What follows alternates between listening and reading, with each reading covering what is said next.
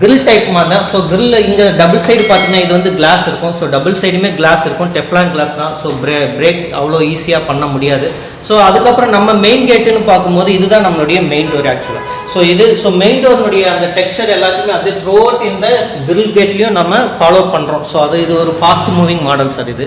So இந்த main டோரில் பார்த்தோம்னா இது எல்லாமே பார்த்தீங்கன்னா மல்டி லாக்கிங் சிஸ்டம் தான் சார். மல்டி லாக்கிங் சிஸ்டம்னு நம்ம எதை சொல்கிறோம் அப்படின்னு பார்த்தோம்னா, ஸோ ஒரு சிங்கிள் கீ ஆப்ரேட் பண்ணும்போது பார்த்தீங்கன்னா மல்டி போர்ட்ஸில் வந்து நமக்கு லிவர்ஸ் ஆப்ரேட் ஆகும். ஸோ இப்போ பார்த்தோம்னா நான் வேணால் ஆப்ரேட் பண்ணி பார்க்குறேன், நீங்கள் பாருங்கள்.